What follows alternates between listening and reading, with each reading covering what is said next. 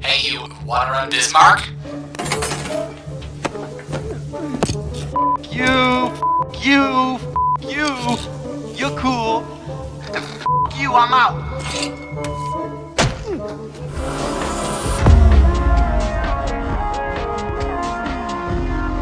Well, Kyle, we've done a lot of trials. It kind of feels like we need another wall. Perhaps a new wall. Ooh, a cozy wall, a boss wall of some kind.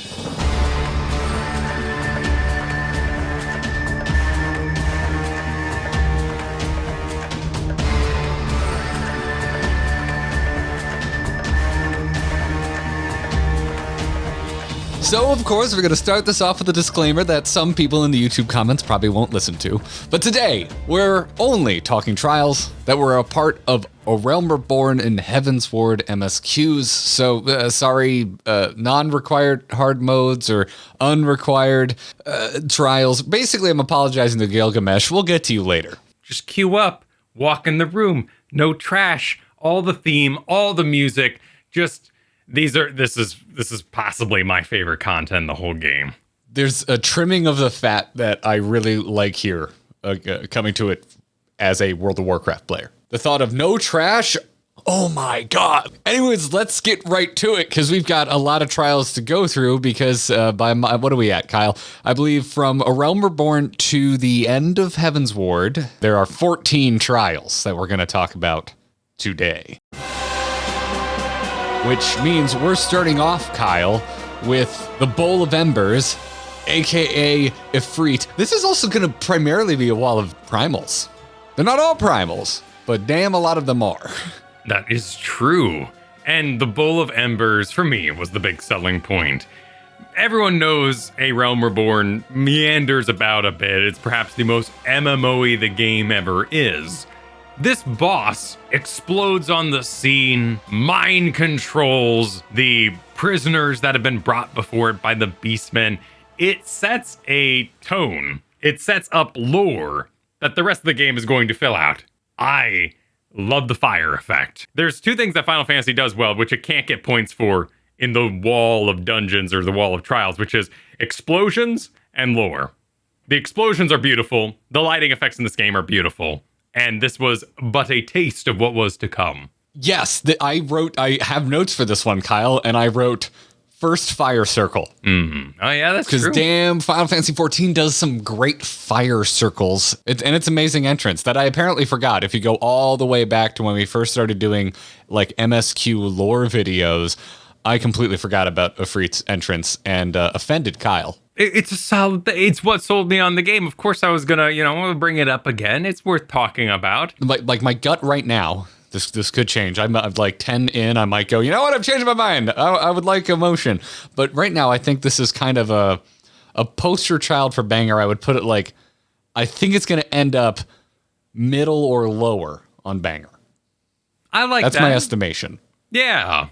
Who can argue with a big fire primal doing his fire biz with the big meteor spinny explosion thingies, whatever those are. Not really meteors. We see those later on in other fights.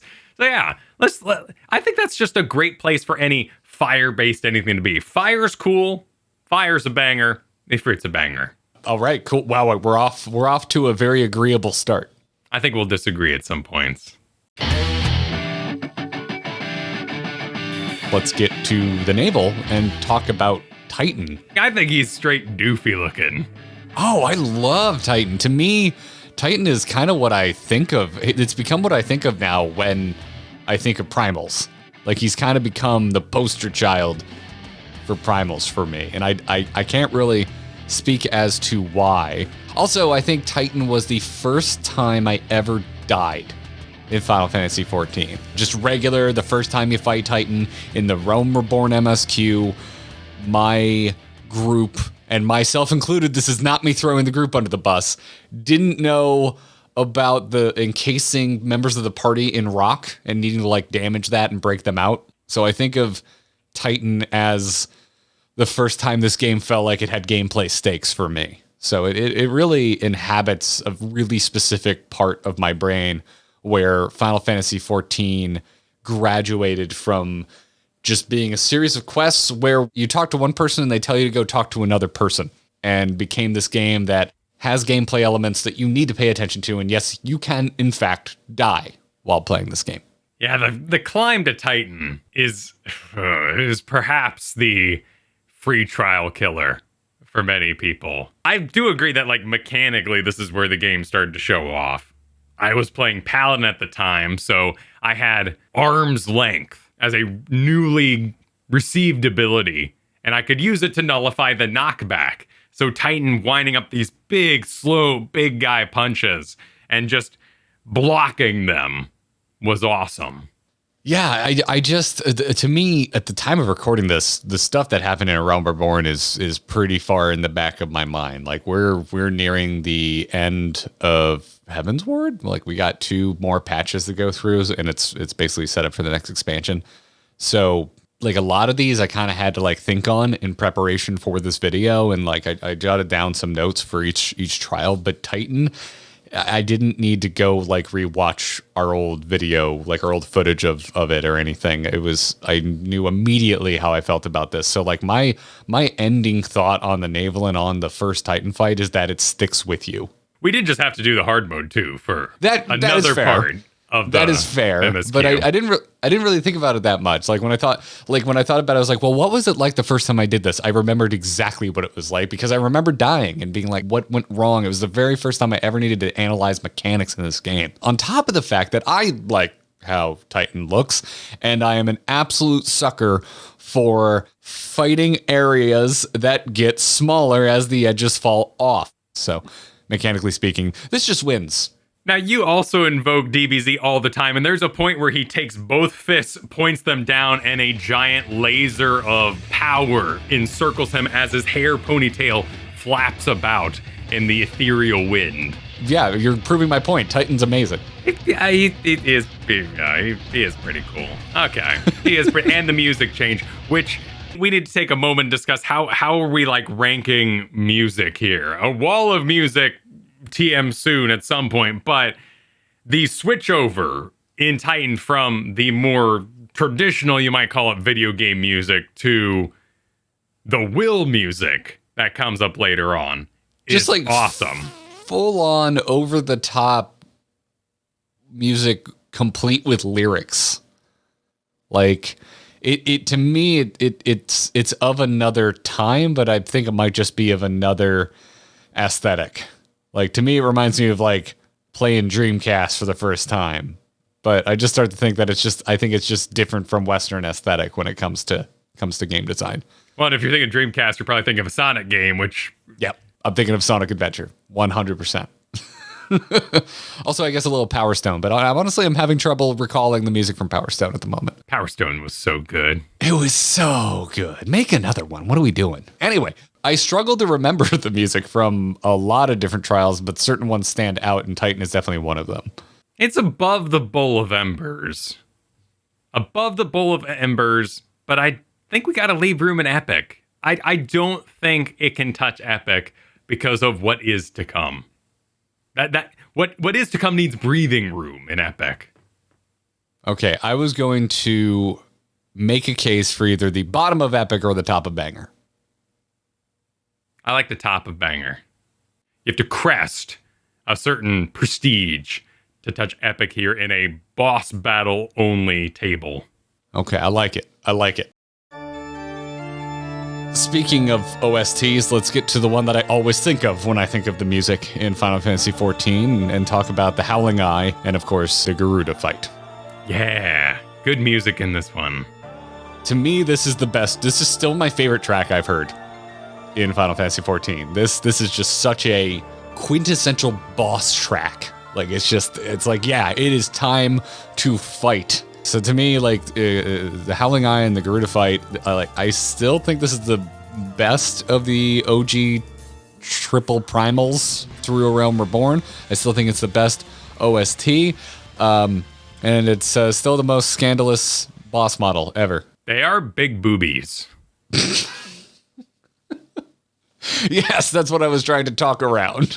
It's not done all the time, But I do think hide behind the pillars is the treasure behind the waterfall of boss battles. That's an analogy I can get behind. I think I agree with you. It's not bad. And when it happens, I'm like, oh, did you? But when it doesn't, I'm like, you could have.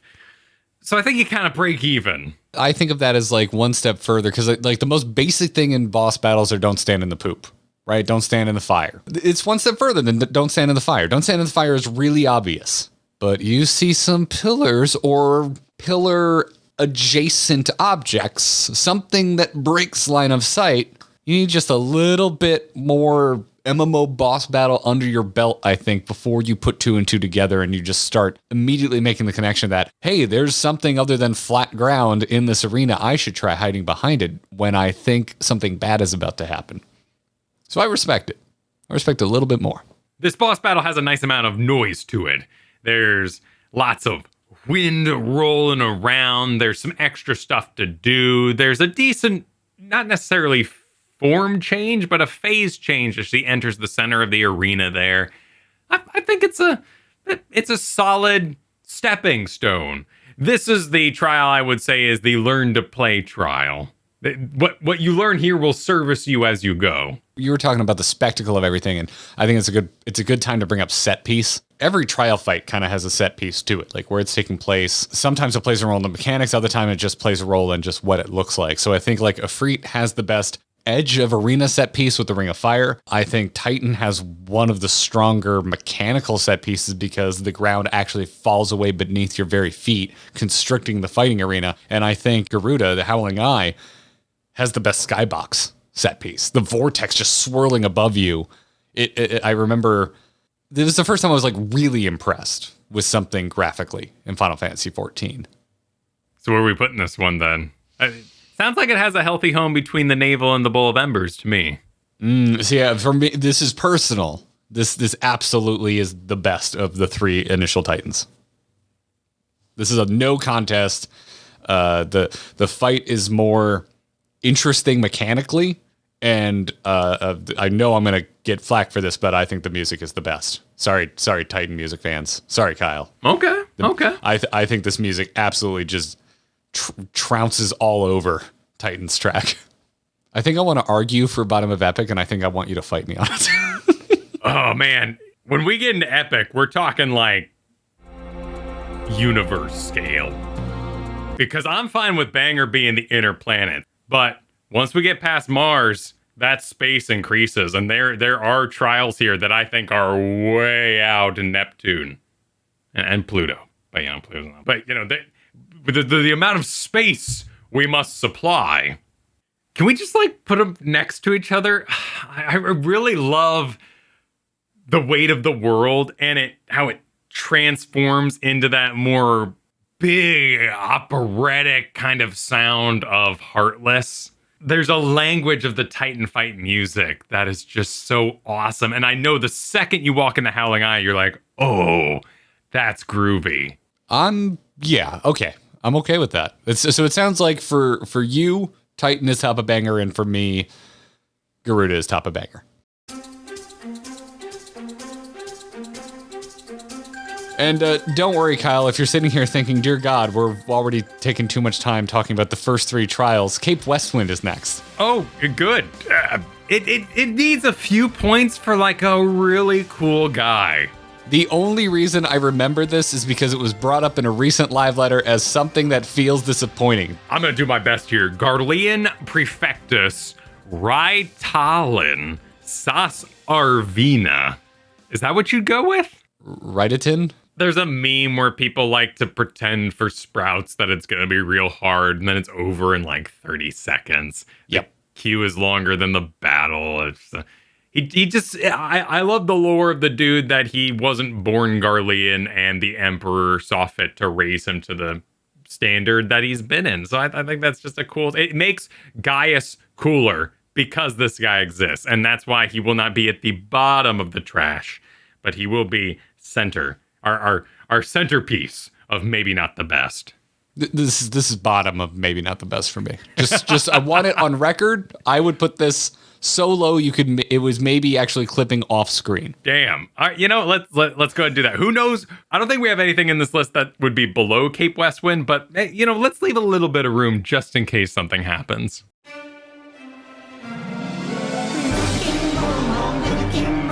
Let's keep it going with questionable trials and talk about Thornmarch, aka the Good King Moogle fight.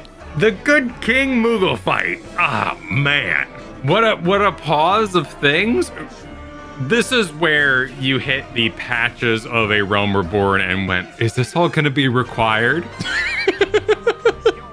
It happened so early, too, right? Like, the end of... I really like the end of A Realm Reborn. I thought it did a really good job of proving that Final Fantasy XIV makes good on its story promises. And so to kick off the patch content with this, it was a little concerning. I was a little like, listen, I respect the weirdness, and I do find this a bit charming, but I have a weird relationship with this, man, because I do kind of like it, but it also filled me with a bit of dread when I went through it at first. There is a breadcrumb trail that the storyline leaves about primal lore.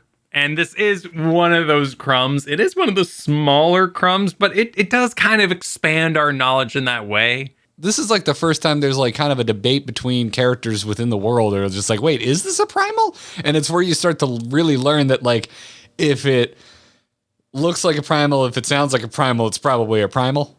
And that you can summon them out of your will and they take all sorts of crazy forms, including what is going to be the Good King Moogle the 12th. Sure. To me, Good King Moogle goes in could be cooler, but pretty high on it, because I find it pretty charming. And again, let's talk about the music. It's Tim Burton as hell, and I love it. It's adorable. The fight is raw chaos. There are so many explosions going off. It's very visually busy, and I would say not in a particularly strong way. Yeah. This is one of the ones that, like, I remember the fight immediately. Like you say, Good King Moogle. Like, yeah, I'm there. I know exactly what this is like. I don't remember the mechanics, and I haven't felt a great draw to go back and re-experience this. Council fights are a staple of MMOs, where you see multiple people that need to be tanked at the same time. This did not succeed in that mechanical field. This was just chaos. All right. Well, I suggest top of could be cooler. What say you? Good King Kyle, what say you? I like it. Okay. In general, Moogles could be cooler. But they could not be cuter. On to the Whorleater, a.k.a. the Leviathan fight. I'm curious where you fall on this one, because I've got some thoughts. I think it's very solid. I love arriving on the boat, the sort of AT field it has around it as they launch the cannons at it to make it mad, so it's attacking your boat. We're pulling up a battlefield alongside of it. The battlefield actively rocks when hit, which is just new to me. Something you experience in God of Wars and other action RPGs, but not something I've ever seen in an MMO to this level. So the theming in general, the great serpent battling its head and its tail at the same time, nailed it. This is like the top of I barely remember it for me, which is strange because we all know I'm a Merwib fan. Hell, that's the company I joined, and I was really excited going into it. Like, I remember being like, oh, cool. Like, as someone who chose this company, like, hell yeah, let's have a primal that's based around it. But to me, this is one where, like, this, I think the set piece really drops the ball for me, because it's just kind of flat water. Kind of out as there far in as the the eye ocean. can see. Yeah, with some, what looked to me like, I'm going to invoke Dreamcast again, islands circa Dreamcast era, just in the background. I do need to eject from my brain a little bit my own memories here, because this is the only one I've extreme ground out for a mount. So I have the beautiful blue pony that plays the Leviathan music as I ride its back. Okay. Hey, I think that, this is our list, man. This is our list. So whatever you experience is valid as far as I'm concerned. So that does elevate it for me. And in the extreme versions, there's no railing. So when he rocks the boat, you need to make sure you're on the right side or you're going to fall off the whole thing and insta-die. Okay, that does sound cooler. But I'm also with you. This is in the heart of the voice actless a Realm Reborn patch content. So it's all kind of like melding together and you're not really sure where it's going after Gaius. The core mechanic here is activating a shield when Leviathan goes up and around. Otherwise, you all instantly die. If it goes off without a hitch, you won't even know what's happened because another player did it for you. Or if someone doesn't activate in time, you all die, which leaves it as a frustrating in the Final Fantasy community sense of everyone sits kind of quietly and we do it again. We might be pretty split on this because this to me is like a textbook could be cooler because that's my immediate thought when thinking about Leviathan is like the lead up and the in-game story hype for it didn't match the experience for me at all. I was kind of excited for it and then I did it and I was like, oh, that was it? I think that's fair. The music changeover from fantasy music to the Leviathan is neat and shocking and enjoyable, but doesn't compare to the Navel, for instance, which we didn't really get into, but the Navel, dumb name, belly button thing. Doesn't matter. The music's amazing.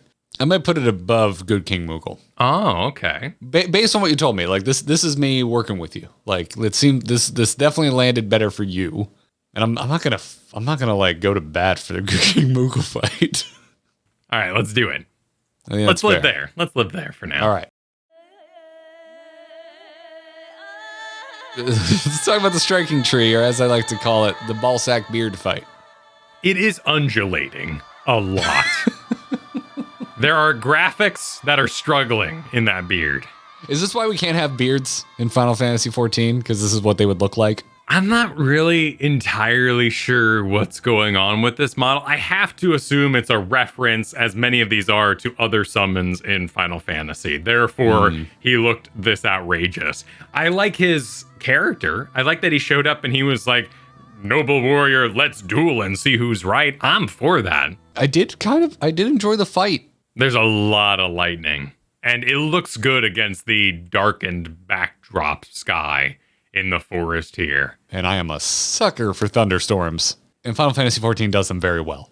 I'm not sure where I'd put this, because the fight itself doesn't really stay with me, but the entire experience did. This lives in what might even be called like primal overload. I love the primal battles, and they've become more rare as we go, so I pine for my youth in that way. I think it sits above the Bowl of Embers.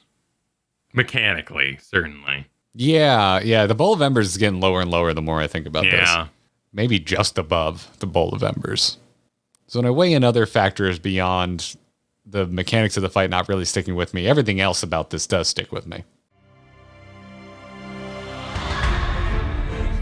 Let's get back to major lore ramification fights and talk about Akh Afah Amphitheatre. I just think of this as the Shiva fight. Ain't nothing wrong with that. I love this. I've not been quiet about how much I love Ice Heart. I'm a big Ice Heart stan. And this arena being like snow covered, but the glyphs that are carved into the floor that you're standing on are still visible even though it's snow covered. The story lead in, the pursuit of Ice Heart, and then finally getting to fight her, and she has this like full on like anime to the max transformation sequence where she channels and becomes a primal. Like there's just so much to this. On top of the fact that it's a good fight. Like it's a legitimately good fight. I agree with all that. So where are we placing it? I think this is an arguable first epic. First epic, huh? She freezes the entire group and massive ice shards appear all around the circle, and then for the end of the attack, she shatters it all. Massive lore ramifications. The realization that a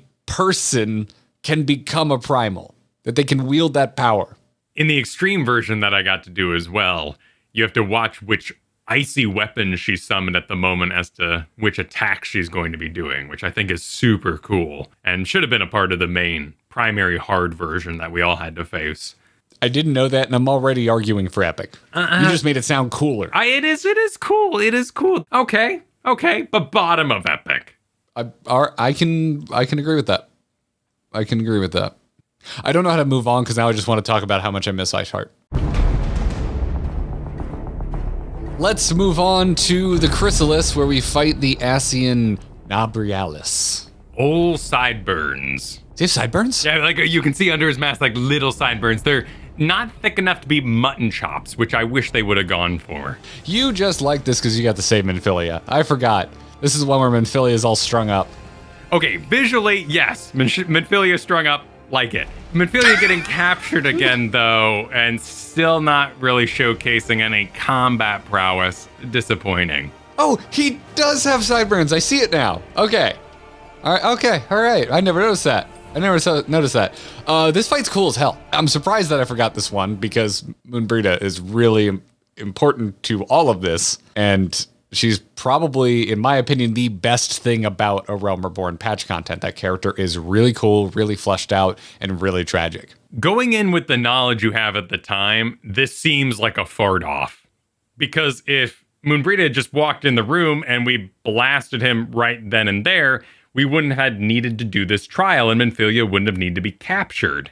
So it is a delay in that sense. However, I have a very strong feeling, looking at this footage again, this is rich with visual lore.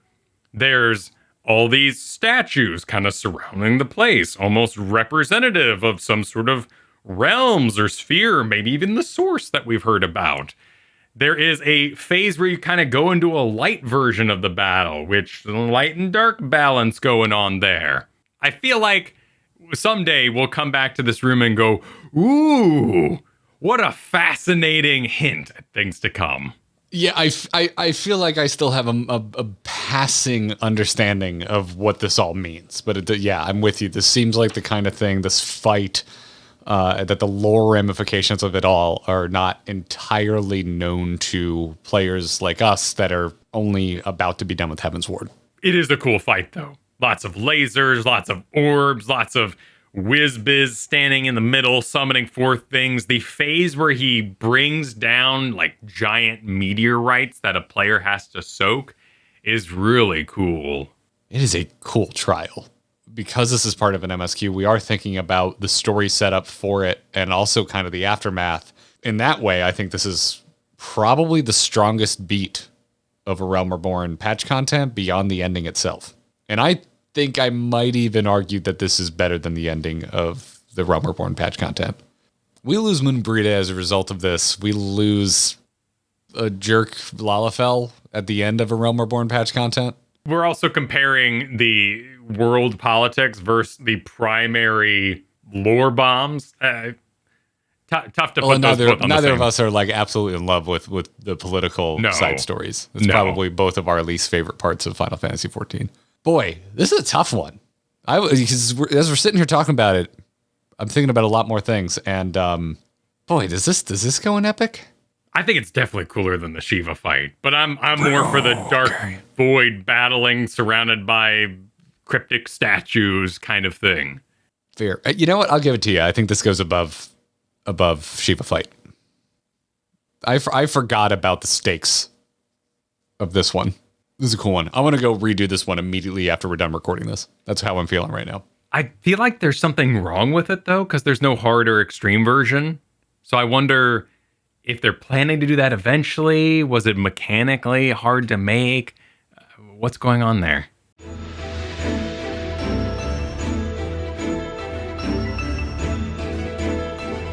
Let's talk about another character you fight that I think over the course of time just becomes less and less memorable, which is the Steps of Faith. We fight our first like massive, giant, ridiculous dragon with what is it, Bishap? He is massive. Bigger than Nidhogg. Yeah, he's really big. He's gonna step on the whole city if he gets to the end. This is one of those mechanics that like sound really, really good on paper. And I can see even players requesting this sort of thing. Oh man, what if we had to do this trial where like we had to defeat a thing that had to get to the end before the thing and we're dealing with ads under the thing. Ultimately really boring. And tanking this was absurdly boring. I didn't tank it. I wasn't tanking yet. I was a summoner. And I too, this is another one where I'm a little split. I think once you get through Heavensward, this dragon doesn't stick out anymore. You've had way cooler dragon fights. So I think this is already one that the passage of time is not kind to.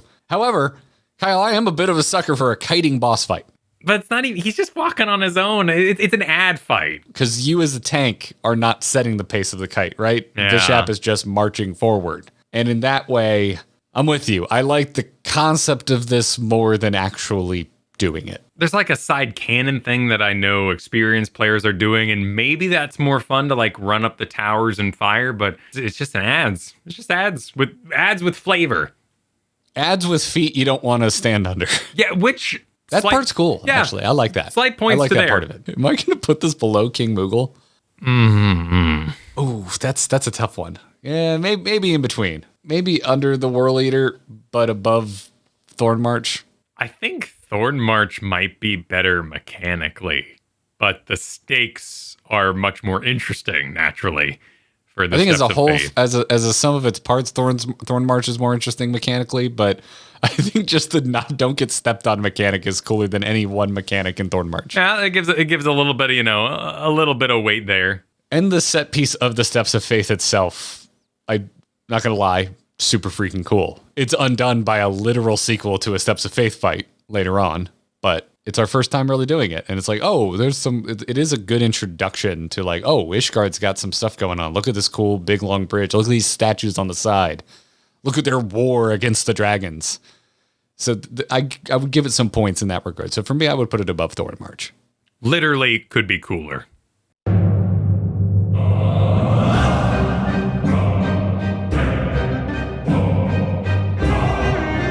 It's time to talk about Thok Ask Thok. It's time to talk about Ravana. Do we even need to have a conversation? I think you put it at the top of Epic. I think you draw a box around it and you put, this is Ravana level. I think Ravana level is its own thing. Oh, wow. I think Ravana at the moment, it's its own level. It is such a good boss fight.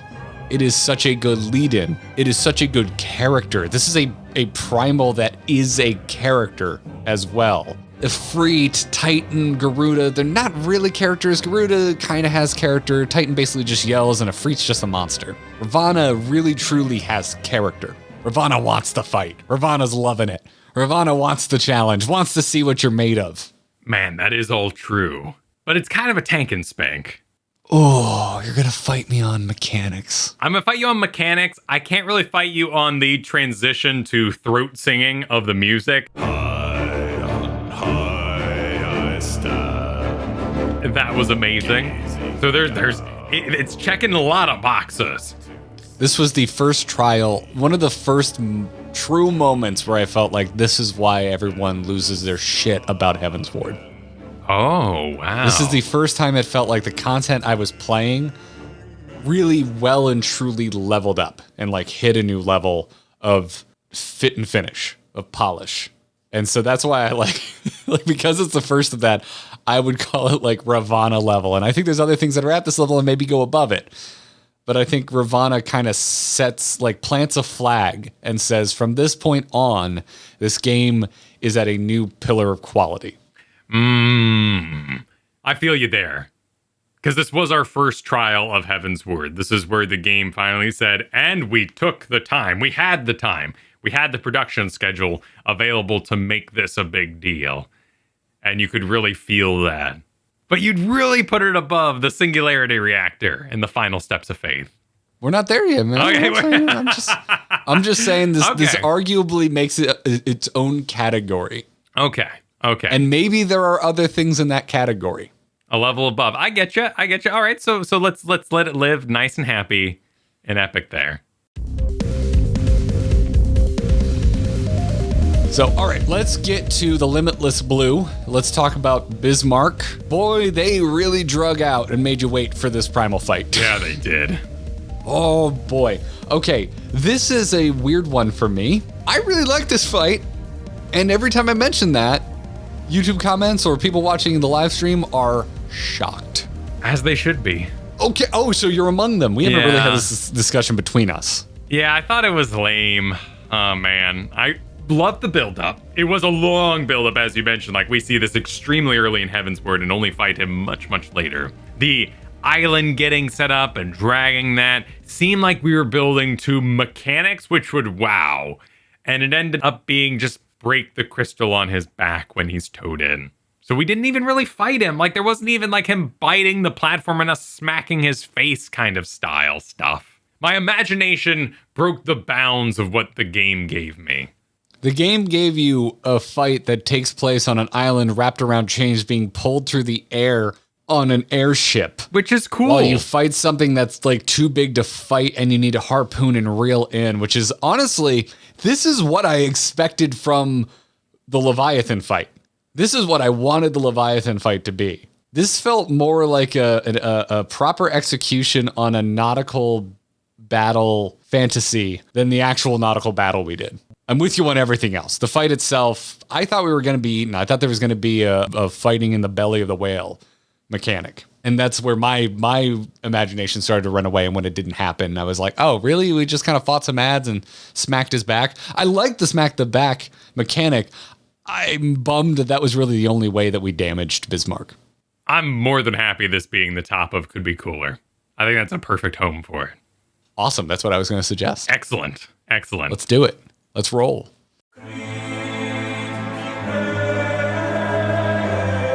Which brings us to the Singularity Reactor. I didn't remember that was the name of this because I just think of this as the metal-ass King Thordan fight. Maybe we call it post-Heavensward tier because that's where I think this falls. This is so good. This is of such quality. All of the pieces of Final Fantasy XIV come together. Everything that they can wield. The story, the OST, the set piece of where you fight itself, the boss and the character that you actually fight, the mechanics of the fight itself, all of it just melds together and makes one of the best things I've done in this game so far. Independently, show me screenshots, tell me the mechanics, show me the skybox. I might go, oh, what's the big deal? But you combine them together. You get the cheese and the sauce and the bread and you make a pizza. It's got that wow. It's incredible. And this is fair. You know, this is where I think about the mechanics of this versus Ravana. I'm like, yeah, this definitely goes above it. Mechanically, it beats it. But I think they're cut from the same cloth of what you started to get into when we were talking about Ravana, because it feels like something that doesn't live in the shadow of A Realm Reborn, of the extraneous level of effort that needed to go into literally remake an MMO. You know, Heavensward, I think, is held in such high regard because it is high quality, but also because it got to start from a quality base already and not be the product of a team that was also working to completely remake a game. Well said. 100% agree. Bam! Into that epic tier. Yep. Cool. Wonderful. Go revisit this fight if you haven't done it in a while. It's really good.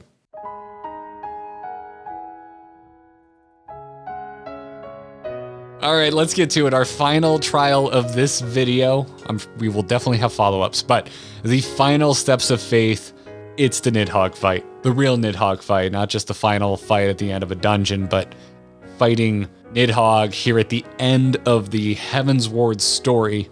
Is there again, I ask, is there a discussion to be had here? Or do we just windmill slam this above the Singularity Reactor? You just windmill slam the music, the mechanics, the boss model, his hybrid form Estinian model, like just bam, bam, bam, bam. Awesome. Straight into a badass cutscene. The best I've ever seen in an MMO. Just the whole package. Right there. Very top. You and I, we're apparently fans of phase transitions. Oh, yeah. Like delineated boss phases. I don't think there's one that's as obvious and well executed as Nidhogg. Because you go from standard Nidhogg to Estinian to flaming on fire Nidhogg. Like, it all coalesces. It's such a visual progression and it's such a mechanical progression that, like, the deck just keeps getting stacked upon. But you still need to worry about what was in the deck to begin with all throughout the fight. It's a triumph of boss design. I love it. When we did our wall of dungeons, we've had a lot of MMO experience with dungeons. So it's very easy to look at that and say, I'm curious what's going to come down the road. Looking at these trials, can anything go over that? I'm already so impressed. I'm fascinated to continue this particular journey. I love the style of content so much that if it continues to improve, whoa, awesome. Let's see what you can do. Well, any final thoughts? Any closing of the ranks? I like this. I think it's got room to breathe for the future right now. It's got some nice spacing in there. Cape Westwind, where it belongs. Final Steps of Faith, where it belongs. What a gorgeous sandwich we've created today. Make sure to like, subscribe, and ring the notification bell. Until next time, GG.